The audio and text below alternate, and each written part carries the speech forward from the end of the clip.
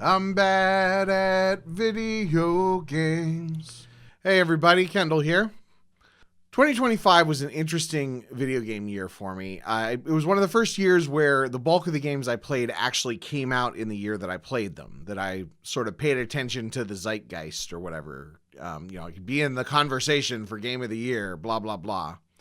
I mean, I didn't play everything. I have huge blind spots, blah, blah, blah, But of the games I played, these were the ones that stuck out with me. This summer, I gave into FOMO and picked up a Switch 2. But it hasn't seen nearly as much play as I thought it would. The two games I have played didn't disappoint, though. Mario Kart World takes the Mario Kart formula and makes everything bigger. The courses are bigger. There are 1 million power-ups. There are 24 racers, which completely changes the feel of the race. And then you have Sonic Racing Cross Worlds, which is the first non-Mario Kart kart racing game I've played in a decade or more that really feels like a AAA experience. The Nickelodeon kart and Crash Team racers were fun, but just not on this scale. I've heard people say that the Sonic game is better, and it's definitely a breath of fresh air with a great soundtrack. I'm not ready to go that far, but it's good enough that I'm willing to say the two games tie for 5th place. Before this year, I would have said that Doom 2016 was the best first-person shooter I'd ever played. But Doom the Dark Ages now takes the title. I'm a sucker for a fantasy aesthetic, and I love the weird sci-fi angle, especially the fact that these medieval knights have Bluetooth headsets. The melee weapons and parry mechanics feel so good. The traversal is so much fun. The chaos of combat is some of the most fun I've had this year in a game. Sure, the mech levels left some to be desired, but this game rules. Clair Obscur Expedition 33 has a lot of great elements. The story actually makes me feel things, and the real-time dodge and parry system within turn-based combat just works. It's a game worth playing, and I can totally see how it could be the game of the year for others, or even a top game of all time if it hits you at the right time. For me, it has a few minor deal breakers, especially in the back half of the game, that kept it from being my number one this year. While the story is great for a video game story, that still just makes it a middle-of-the-road story in the grand scheme of things, sort of like a Netflix series that I would binge in a weekend and then never think about again. In addition, a lot of the story is told through a few long cutscenes. It's not really a story that couldn't be told in another medium, and some of the choices that characters make are a little immersion-breaking for me. In the mid-game, the point-of-view character is deceptive and closed off when I wanted to roleplay him as being open and honest. Then in the late game, at one point, I fully agreed with the villain of the story. I've wrestled with whether this was intentional as it is relevant to the late game, but either way, it was frustrating watching a character I was role-playing as make choices that I wouldn't make. And even as I write this, I'm wondering if that frustration plays into the themes of dealing with addiction and grief. Anyway, this is a great game, and GOTY lists are dumb because they force critics to explain why a game is number 3 instead of number 1 by trying to point out minor flaws in otherwise excellent games. Ghost of Yotei was maybe my biggest surprise of the year. I often fall into the trap with media, be it movies, television, comics, or books, where I just want to get through the thing.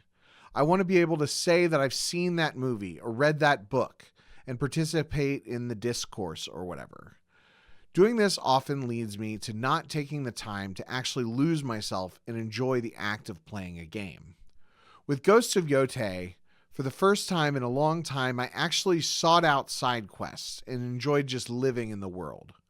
The story isn't as deep as something like Clair Obscur, but it's a good one, and it took advantage of the medium.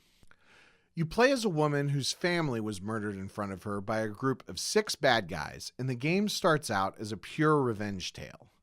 A game where you explore an open world tracking down 6 bosses isn't exactly reinventing the wheel, but it is a premise that works really well in the medium.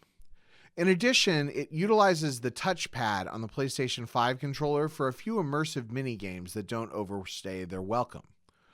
Also, it's full of great and deep character moments, and in spite of the story having minimal real decision points, I never felt like I would have made a different choice or said something different from what was scripted.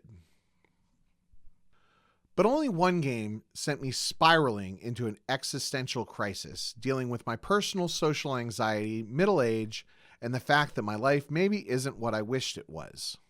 That game is Baby Steps.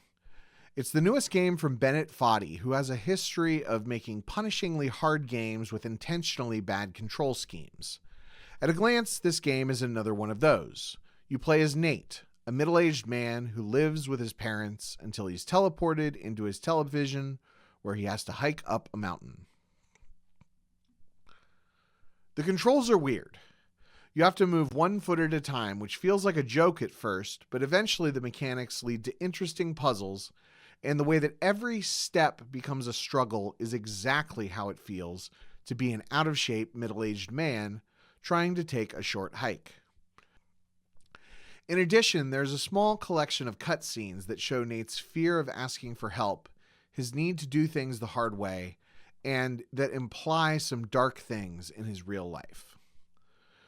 For me, this culminates in a late game choice between trying to traverse an incredibly difficult section of the mountain and accepting help by taking a staircase.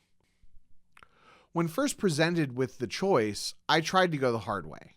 After failing a few times, I decided to take a break and get some chicken nuggets from Wendy's.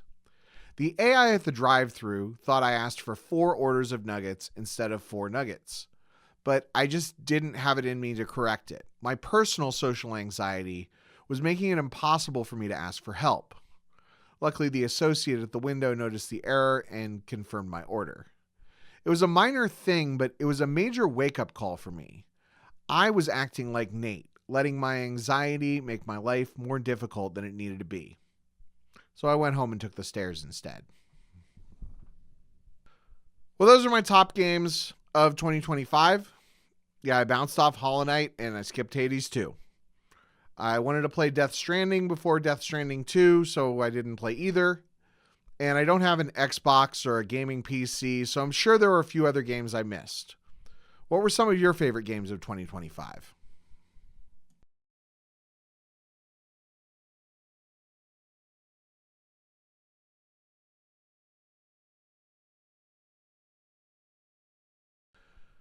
Ghost of Yotai was maybe my biggest surprise of the years.